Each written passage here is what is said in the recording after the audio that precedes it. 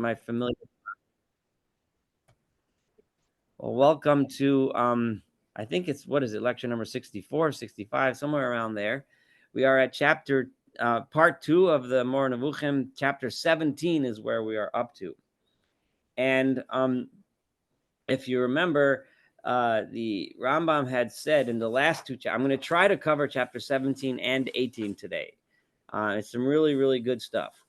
But in chapters 15 and 16, Rambam emphasized that, number one, Aristotle never actually proved with scientific experimental proof. That's a language that we would use. It's more modern language, but that the world is eternal. He just had arguments that indicated that the world was eternal, and all of those arguments were based on observations of science today. In other words, Aristotle looked at the world functions in a certain way, and therefore made the conclusion that the world was eternal.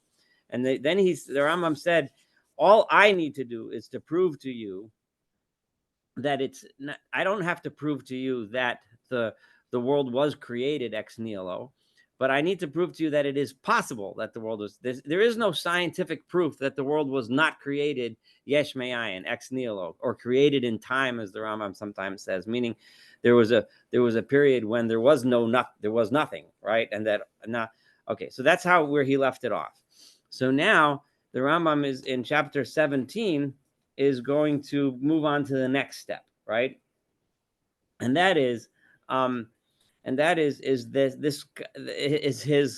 his attack on Aristotle's assumptions. And all of Aristotle's assumptions were, and I know I pointed this out, but this is one of the revolutionary ideas that Rambam introduced to the philosophy of the history of religious philosophy, and that is the idea that all of these proofs, looking at the nature of science today, and then using those observations to prove that the world always existed, right, are based on the assumption that all of those rules of science were true, right, prior to the world's existing. And then since that it's impossible, so therefore the world must have always existed.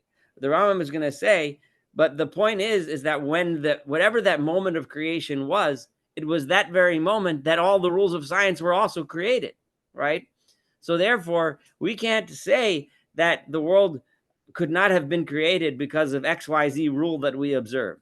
Anything we measure proves nothing to us regarding what happened before the world existed, right? Because that's not something. All of the rules that we observe, everything we measure, everything we see, every piece of logic we bring to the table is all stuff that's related to our experience in this existence that we're in. Prior to this existence, none of that was relevant.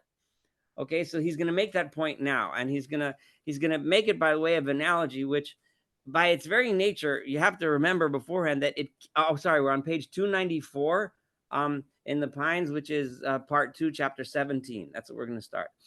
Remember that any comparison that the Rambam brings now is just a comparison to help us understand the concept. It can't be exact, because anything the Rambam brings us from nature is going by its very is going to have the same flaw that the Rambam was attributing to Aristotle's arguments, right? Because he's going to look at nature, and then he's going to show us, he's going to bring out an idea, but nature itself is something that's created, right? But I'll get to that in a minute.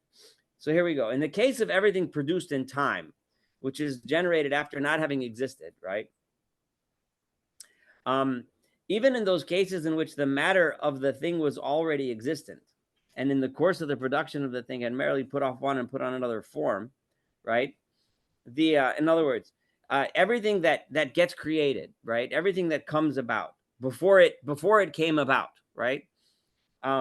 Even certain things which that they already existed, like you have wood and you made it into a table. It became a table, but the wood existed before. It just changed its form. Before it was a tree, now it's a table.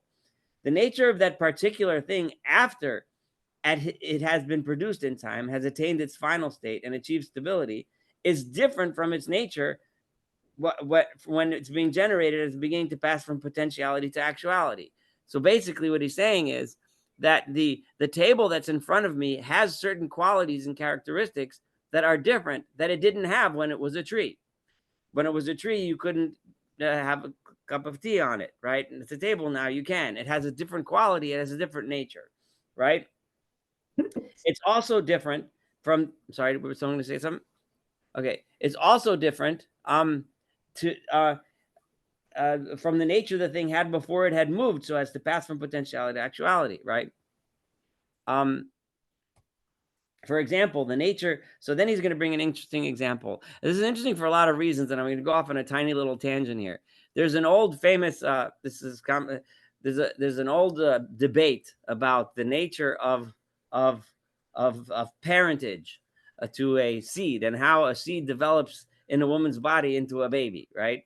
Hippocrates assumed, going back to the earliest, the founder of modern medicine, so to speak, he would say that he said that there was the woman contributes a seed and the man contributes a seed, and the two somehow get together.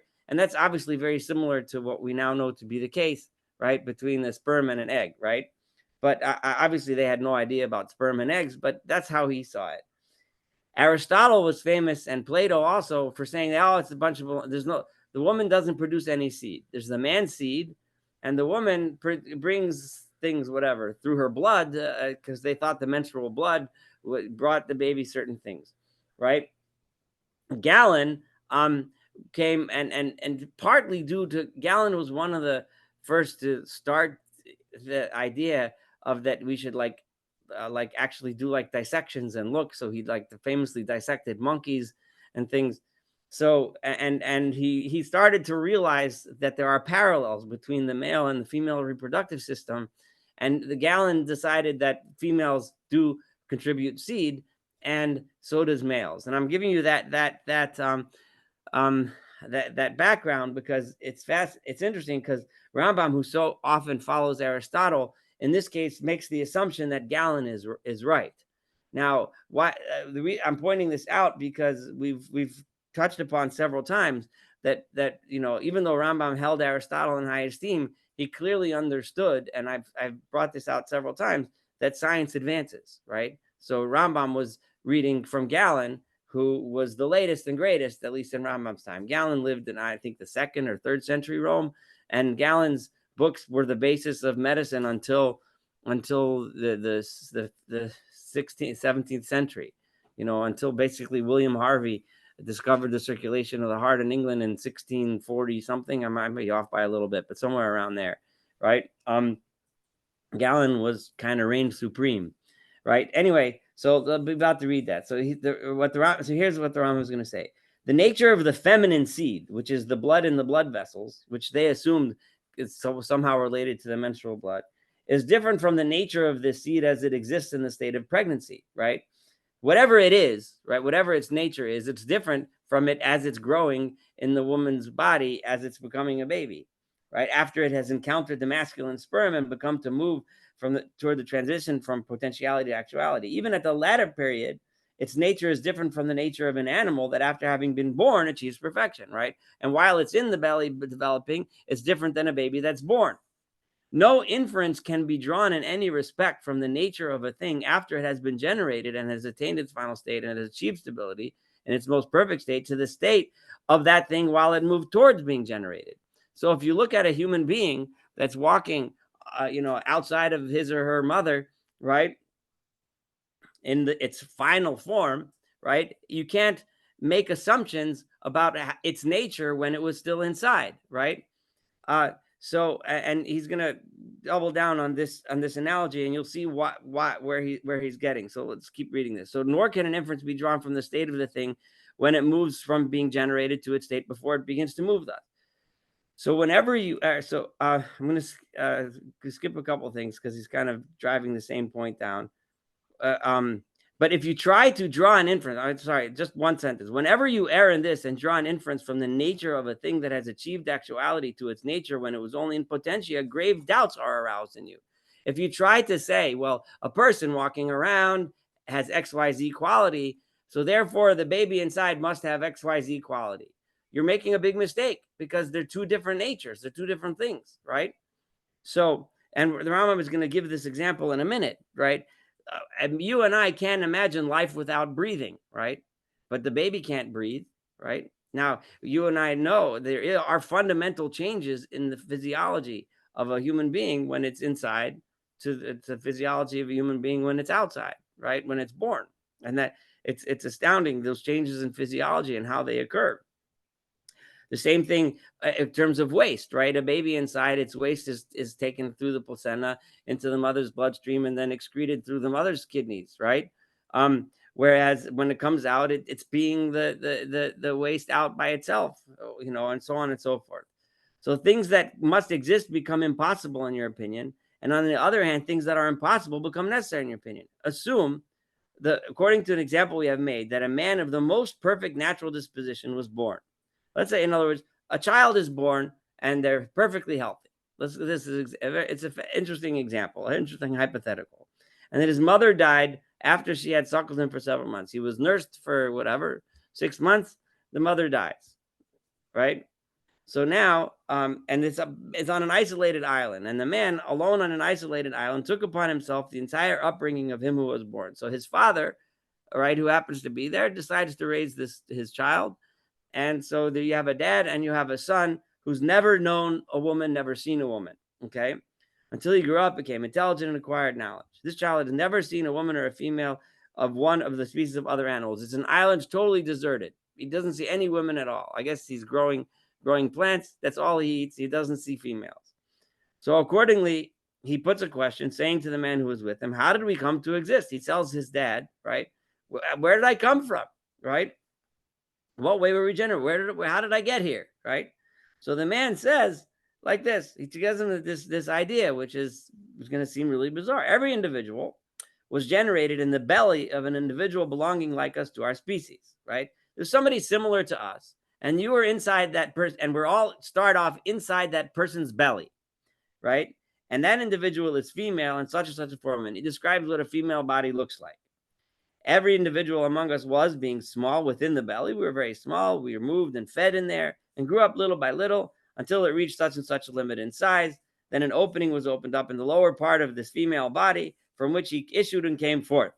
Then he doesn't cease growing until he becomes such as you see that we are. So he becomes like you and I, and they're an adult. The orphan child must necessity put the question. So the orphan child is a smart kid, and he's thinking, well, wait a minute.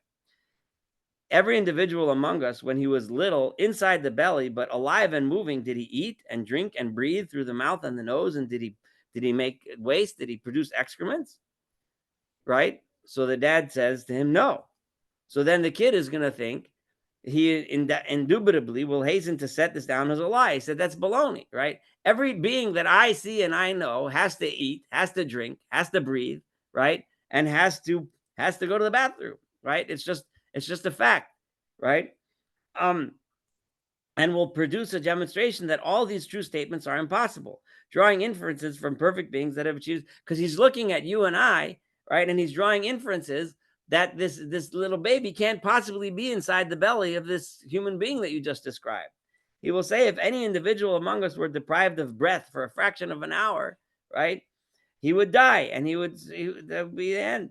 How then can one conceive that an individual could be for months with a thick vessel surrounding him within a body? If one were to swallow a bird, a sparrow, the sparrow would die because the bird can't breathe, right? And all the more the underbelly, if it's inside the belly. I just turned the page to the top of 296. Every individual would perish if you don't eat with your mouth and drink, right? How do you remain alive all these months without eating or drinking? Everybody, if you take food, you have to go to the bathroom, right? You can't not go to the bathroom. So how would you live in there? And if you open the belly and make a hole in it and pull something out, right, you would have to also die. You'd get after a few days. How could it be that all of a sudden it opens up and you come out? Like, what's going on? Right? How is it that he does not open his eyes, put out his palms, stretch his feet, while all the other parts of his body are whole and have no defect as you thought? Similarly, and so on and so forth. You can imagine what this person is going to be asking. Consider this example and reflect upon it. Think about what I'm telling you. You are engaged in speculation, and you'll understand this is exactly our position with regard to Aristotle. Aristotle is looking at a created world, and he's making assumptions from what he sees in the created world.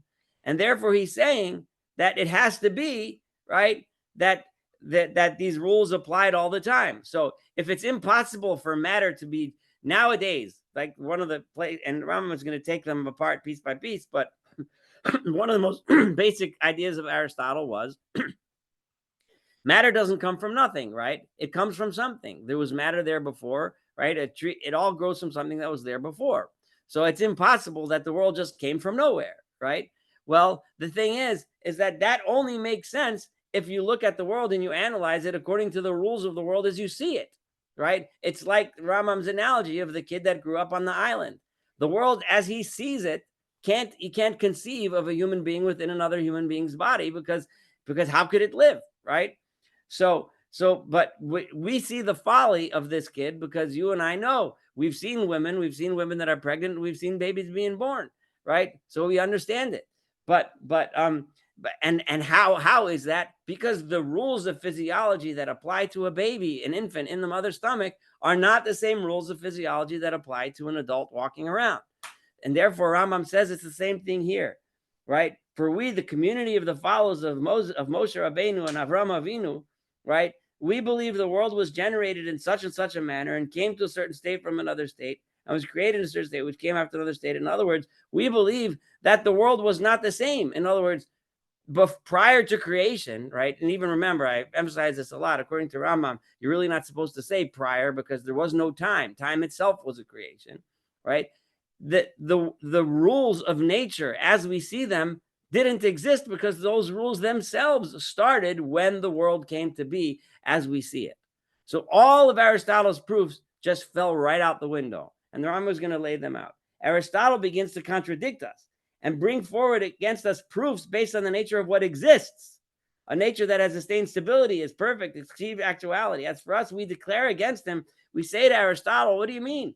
Right? This nature, after it has achieved stability and perfection, that's like the adult on the island, right?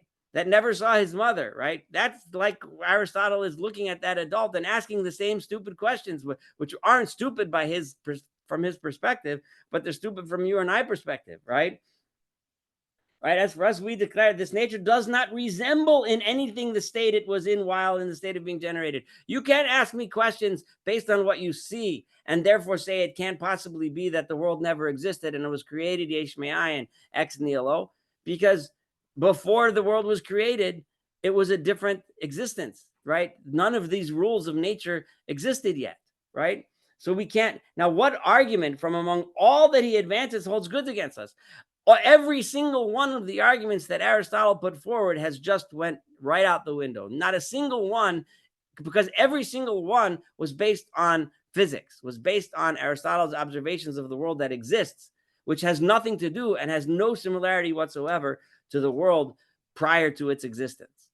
So now these arguments necessarily only concern only those who claim the stable nature of that which exists, right? Given an indication of its having been created in time. I have already made it known to you that I do not claim this. I don't claim that all these rules existed before. All these rules were part of the creation. Now I shall go back and set forth, and I'm at the last paragraph on 296, for your benefit, the principles of his methods, and shall show you that nothing of them of necessity concerns us in any respect. There isn't a single one of the Rambam's arguments, with the exception of the last three, but I promise you the Rambam is going to get to the last three, and that's going to be the subject of the next chapter. At the rate I'm going, I don't know if we'll get to the next chapter tonight, but it's pretty cool. But let's go through them anyway. Okay. So first of all, right, none of them concerns us in any respect, since we contend, Torah's Moshe contends that God brought the world as a whole into existence after non-existence, right? There was nothing, and then God made it and brought it into existence and formed it until it has achieved perfection as you see it. And God brought the world to the point where it is as we see it today. So, for example, he said, in other words, Aristotle, that the first matter is so I'm going to kind of run through this a little bit, right? That the first matter, right, that exists, that everything is based on, in other words, the basic elements, the building blocks of the universe, right, never goes away, right? Matter changes form. This is similar to Newtonian physics, right? Right, but that matter, everything we see comes from matter that existed before it, right? And therefore, it's impossible that there was ever a first matter that didn't have matter that preceded it, right? And then Aristotle went ahead and said, therefore, it must be that the world always existed, because it's impossible that something just came, because when you and I see a table, we know that it came from a tree. We see a tree, we know that it drew nutrients from the ground and it became wood and it made photosynthesis for whatever it did, right? And so on and so forth, all the way. This always comes from something else, right? And this is correct, Rambam says, right?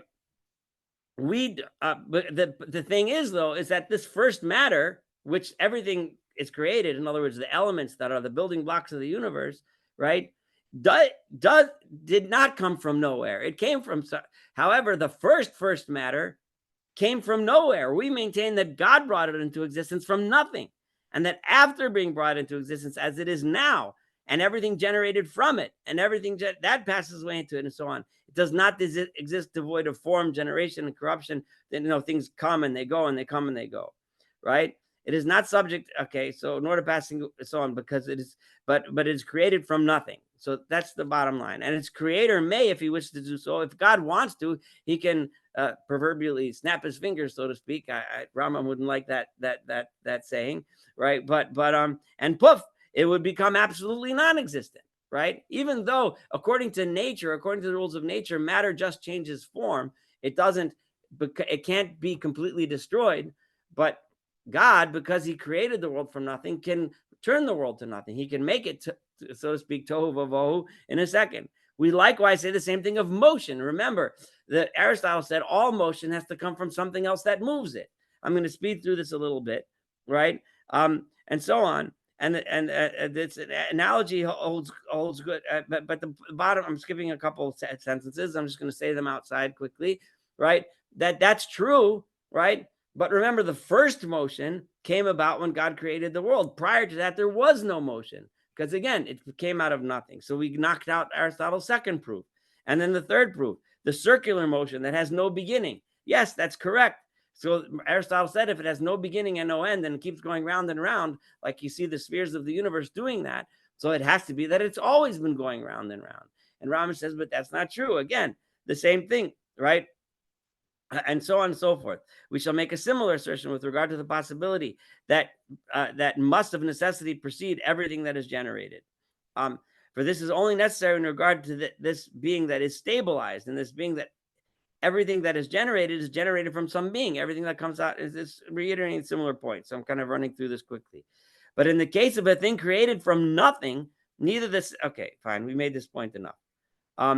However, we have not claimed that the heavens have been generated as the horse and palm tree are, right? I'm not telling you, right, that the heavens come about the same way, nor have we claimed that their being composite renders necessary their passing away.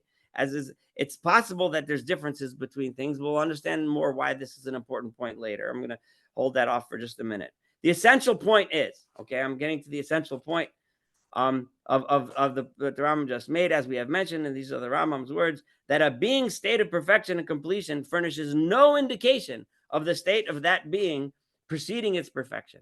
And remember the analogy of the child, Rambam's analogy of the child that grew up on a deserted island, okay?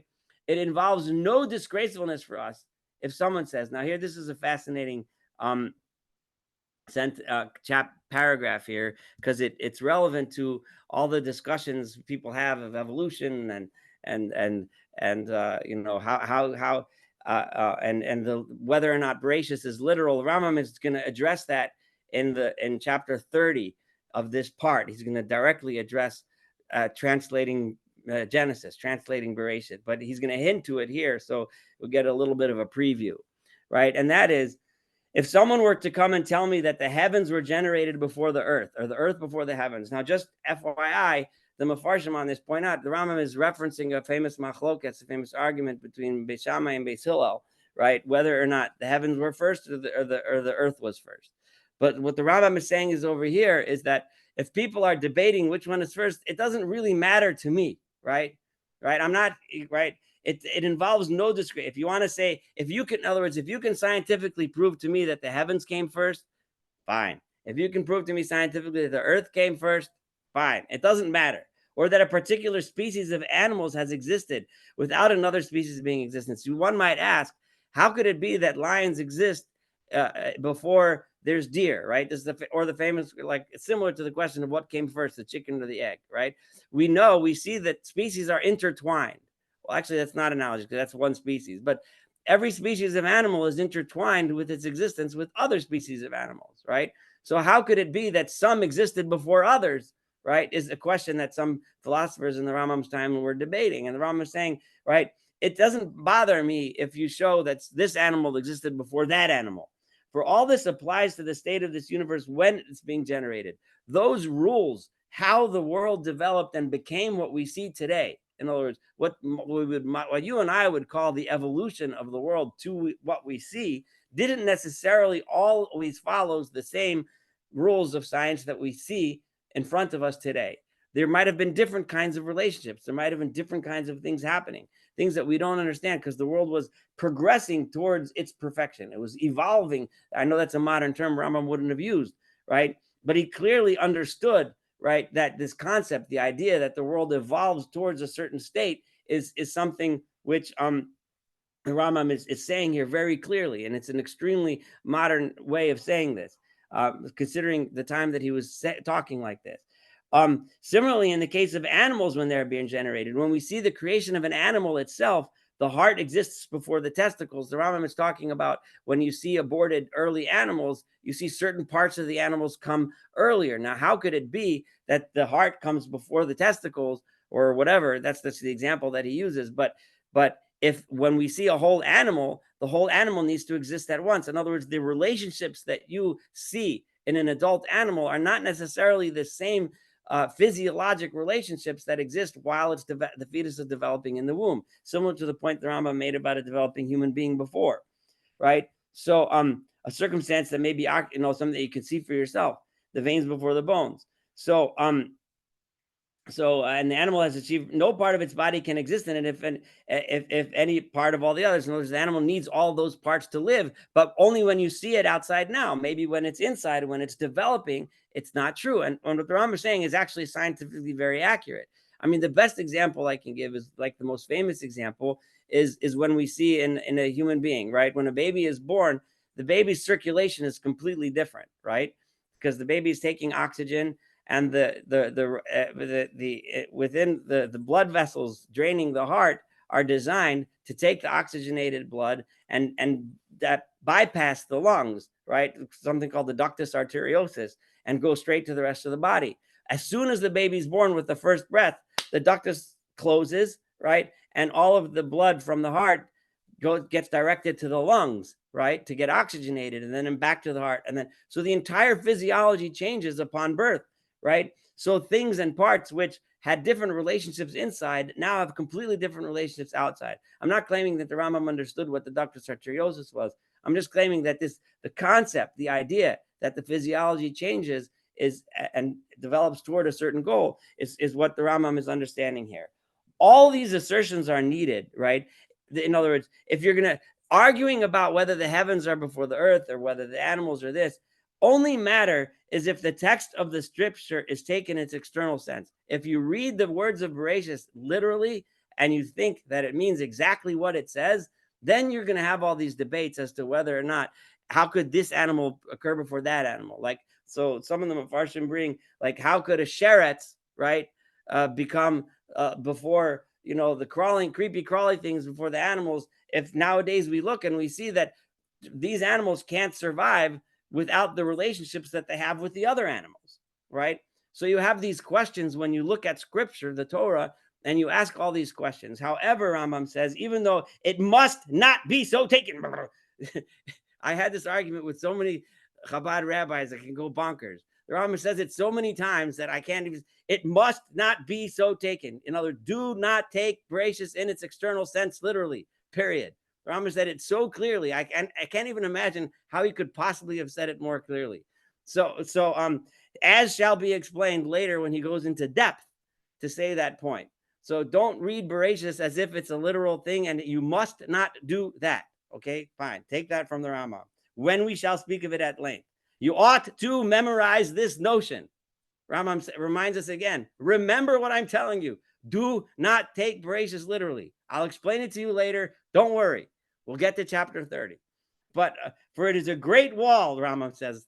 Not interpreting Bereshis literally is a very important siyag la Torah. That's the language in Hebrew, right? I have built around the Torah a wall that surrounds it, warding off the stones of all those who project these missiles against it. People that start asking questions on the Torah because they take it literally. They try to knock down the Torah because they look at Bereshis and say that it doesn't make sense. I'm putting this great wall around it, and I'm telling you, and remember it, and you must not ever think otherwise. Bereshis is not meant to be taken literally, and that is the Siyag La Torah that Rambam put down there. I'm going on this because it drives me bonkers when I speak to people who still repeatedly insist that the Rambam didn't say this, and I honestly have no idea how the Rambam could possibly have been more clear about this point than he has been. But anyway, I'm sorry if I got a little bit heated on that one. However, let's get back to Aristotle now that we went on that little tangent, right? Should Aristotle, I mean to say, he who adopts his opinion, in other words, the Rambam saying, in other words, I know Aristotle's not alive anymore, so he's not going to come up and talk to you and me. But some guy who's defending Aristotle's opinion, right, argue against us, and he's going to say like this, okay? And this is going to be an interesting question. If this existence provides no indication for us, right? In other words, if from the world, because I'm telling you, Rambam says, you can't prove to me from the laws of nature as you see them that God didn't create the world, because that doesn't fit the laws of nature, right? Which is essentially what Aristotle's argument is, right? So, so if I can't prove that God created the world, right, and that the world was created something from nothing, right, and that we should say, so then we should say this is not obligatory for us in view of what we wish to maintain, right? No, wait, I'm sorry. So how do you know, I'm sorry, I skipped the line, that it is generated? So if you can't prove, like I'm sitting here trying to prove from the laws of science that there is no creation, right? And I'm trying to show you, because you can look at all the laws and it proves that the world always existed, like Aristotle said. God never created the world. It's just always been here just like this, right? And you're telling me that my proof is no good because you can't look at the world and prove it, right? So then how do I prove it? How do I know? How do you know that the world was created, right? Right? So this is a great question, right? If you can't prove it from science, how am I supposed to prove it? And here's the key thing that is so important, right? We should say this is our answer. This is not obligatory for us. We don't have to prove it from the laws of nature, right? Because for what we wish to maintain.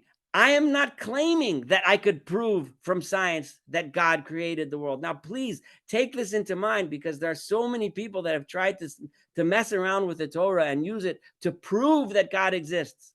The Rambam here says clearly, black on white, we cannot prove that God exists. However, for at present, we do not wish to establish as true that the world was created in time. I'm not going to prove to you that God created the world.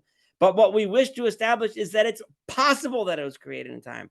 What I'm going to prove to you scientifically, Rambam says, and philosophically, is that it's possible, right? That the notion that Aristotle said that God didn't create the world is wrong, right? That it's very possible that God created the world. And remember, Rambam is going to say what he already told us he's going to say at the end of the chapter for we did last week, that the reason why we believe is not because we can prove it scientifically, but number one, it's scientifically possible, scientifically plausible, philosophically probable, which he's going to prove next chapter, which unfortunately we're not going to get to tonight.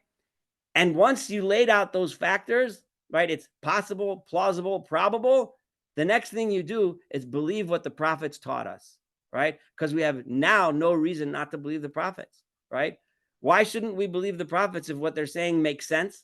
If what they're saying is possible and what they're saying is probably true? So now we should believe them rather than believe Aristotle, right? But never can I actually prove it to you. Now just think about that and let that sink in, right? The Rambam, the greatest Jewish philosopher of all time, is admitting that he cannot prove the existence of God. Now, I remember when I was in yeshiva, and I never really was taught Moreh Nevuchim, that the Rambam's book, Moreh Nevuchim, teaches us how philosophy proves God. So if anyone ever taught you that notion, remember now that that's exactly not what the Rambam does in his book, right? What the Rambam does is tell us that it's possible, probable, and I don't remember what else. Anyway, fine. So now this contention cannot be proved to be impossible by inferences drawn from the nature of what exists. which we do not set at naught. This is what we've been saying the whole time. When the possibility of this contention has been established, as we have made clear, once I tell you that it's possible, right, now we shall go back and make prevail the opinion in a certain case. Now I'm going to teach you why it's even probable, why it makes more sense than Aristotle, okay? And that we're going to get to, but not tonight. Now, I'm going to say the last paragraph of this chapter, I'm going to say outside. So you can read it, but I'm going to say outside. So in my own words. So the last paragraph is important. If you remember, back when Rambam quoted Aristotle's proofs, he brought, I can't remember how many, I think there was 5 or 6. All of them, like we said now, were based on science, right? They were all based on physics, as Aristotle understood physics to be, right? And he used physics to prove. And the Rambam just chucked all those in the garbage can, right? He said rules of physics don't apply to a world that's created ex nihilo. Prior to its existence, the rules of physics didn't exist. Fine. But then there were 3 more proofs at the end, okay, that he said. And those were not related to physics, but those are related to the nature of God. And these are really powerful, right? But chapter 18 is devoted to debunking these 3, right? But I'm just going to list the 3, and you'll understand why these are so powerful and why I'm going to leave you wondering, right, if God really created the world. I'm sorry, you guys are going to be heretics for a week because you're not going to be here for the answer. You will be here next week, and you're time for the answer. But sorry if you're just going to have to be a heretic for a while, because these are strong questions, okay? So let me bring the questions. Number 1, right? God can't change from potential to actual, right? Like you and I, like now I'm a guy that potentially can walk around the block, right? In 10 minutes, if I decide to walk around the block, I'm a guy who actually walked around the block, right? So I'm a different guy, right? So I've changed. Before I was a guy that could walk around, and now I'm a guy that did walk around, right? God doesn't change, right? So if you're going to tell me that God doesn't change, how could it be that there was a God before creation and a God after creation? That doesn't work. How could that be, right? God just changed. Before he was a God that could create a world. Now he's a God that created a world. Poof. It must be that God never created the world and the world was always here. Okay, so that's very different than using the laws of physics. That's using the philosophy. That's using our understanding of God to prove that God never created the world. Objection number 2. That was started from the premise God can't change. But like in the narrative of the Bible, God does change. You know, he destroys Sodom and Gomorrah because he saw what happened. He creates the flood because the people were evil. I mean, there's when you say God can't change, it seems to be counter to the whole narrative that we've been reading. Yeah, you're bringing up a very, very good point. However, Rambam to some degree addressed that, right?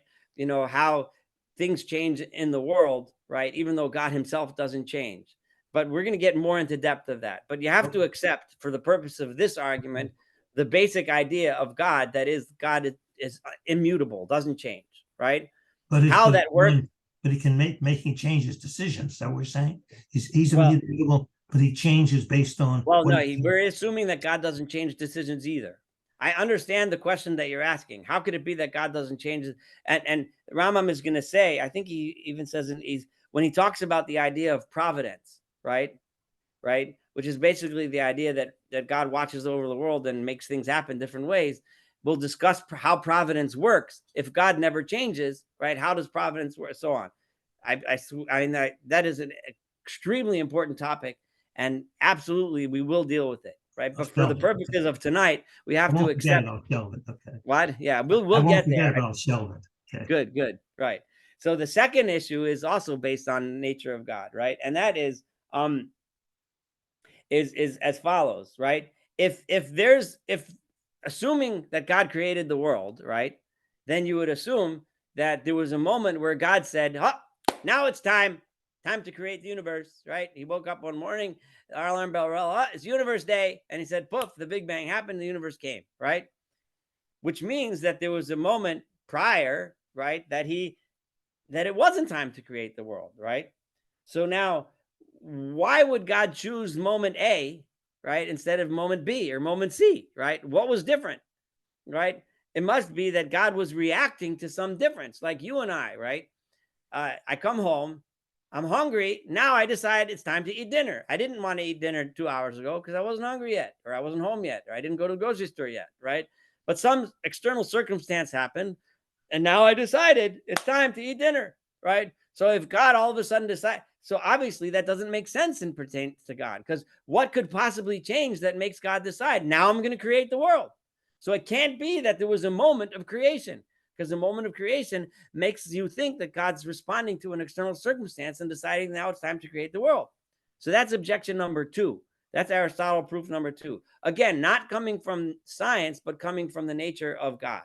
And objection number 3 is God's perfection, right? If God is perfect and everything that God does is perfect, then one would therefore have to assume that the nature of the universe itself is perfect. It's God's perfect creation. It's exactly the way it's supposed to be. It's 100% perfect. Okay. Well, if it's perfect, then whatever it was that made God decide, I don't know when the Big Bang was, 15 billion years ago, whatever it is, right? Right? Why did God decide 15 billion years ago to make the Big Bang and not 16 or 17 billion years ago, right? Right? If it's perfect, he should have done it 16 billion years ago and 17 billion years ago and 50 gajillion years ago, or whatever, right? Right? He should have done it because it's perfect, right? So why then, right? Why not before? Why not after? So that's the third objection of Aristotle to tell us that God could never have created the world. So chapter 18, which with God's help we're going to do next week, right?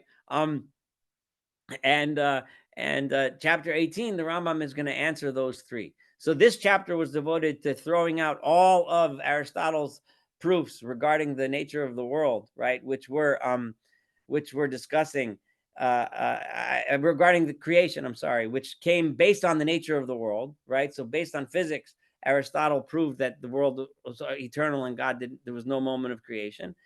Rambam chucked all those in the garbage can, and now he's about to embark on explaining, answering the last 3 objections, which have to do with the nature of God, which were proofs that Aristotle brought. Okay, so that's where there's no way we're going to have enough time to do chapter 18 tonight, but I am telling you that it's a lot of fun. So you don't want to miss next week. It's really a lot of Am I fun. correct that after we tune in next week, we'll know that God exists? Is that where I come out? Or do I have to go to bed Well, and we'll not have think about it? we'll have I mean, these strong objections seem very philosophically solid, don't they? Right? Right? And so if we're all philosophers, we're going to go to sleep thinking that there's some really solid arguments that God never created the world, right? Which is fine. It's good to have questions. It's always good to have questions. And remember that I think it's such a powerful and such an incredibly beautiful idea that the Rambam never, ever, ever says that we can prove with certainty that God exists. Just I that always comes to my mind. Like, so when you start thinking to yourself, well, maybe he doesn't.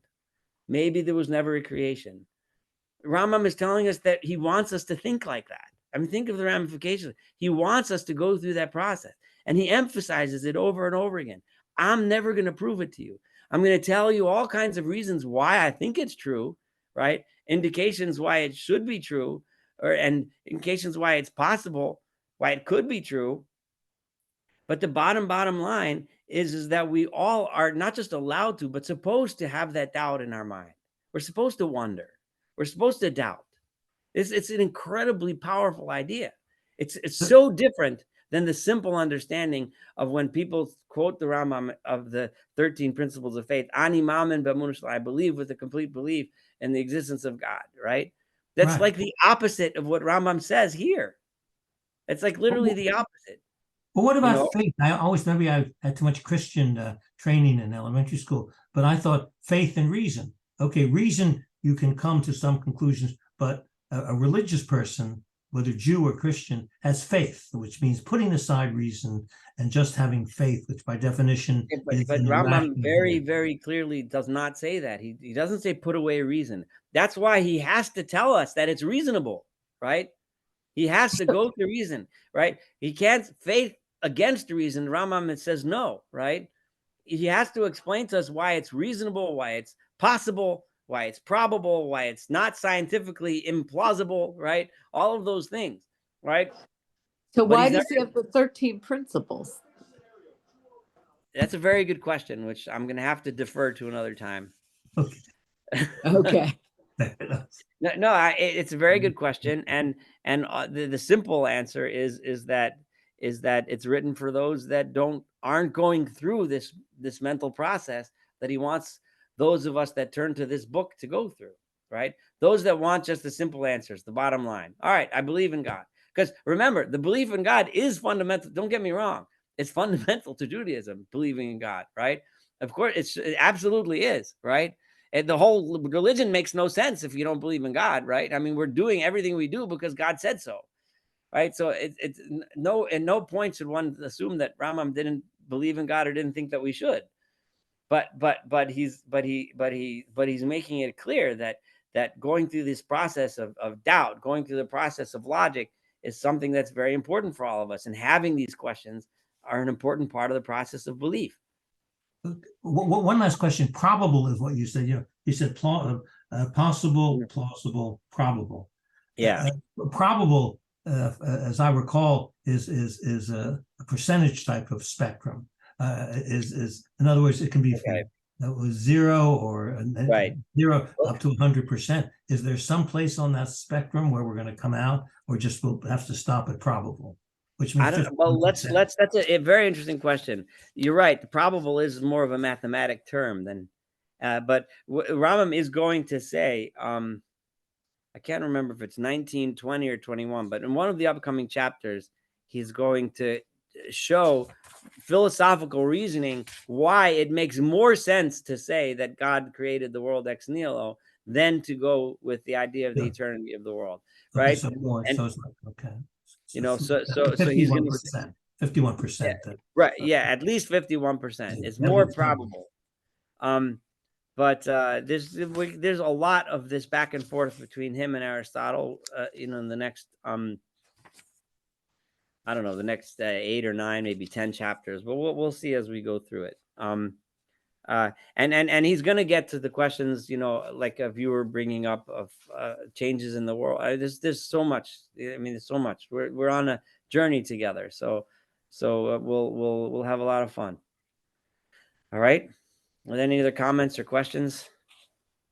Yeah, I don't mean to doubt you here, Saul, because you've read this, but he says in the book, in that second chapter, at present, we do not wish to establish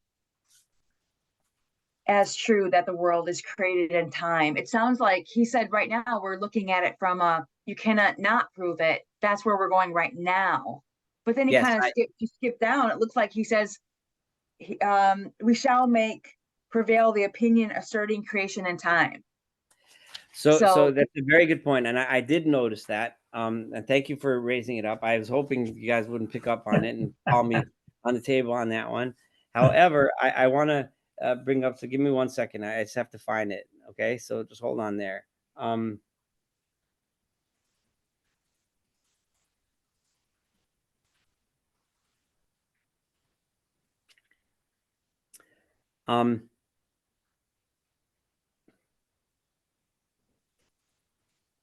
So, well, first of all, I know from the flow of the Moreh Nevuchim that Rambam never gets to that point. So when he says at present, he doesn't mean at present in this chapter. He means at present as the writing of this book, right? I was looking to see if the Hebrew translation was a little different. Unfortunately, I don't have access to the Arabic because I don't read Arabic, which is the true original. But the Hebrew one is with the Kapach Hebrew version is Lefishein Anurotzim Ata Levases Sha'olam Mechudash, which means because we do not want now to establish that the world is new, that the world was created in time. But you'll see that what he's going to do is because if you look a little later,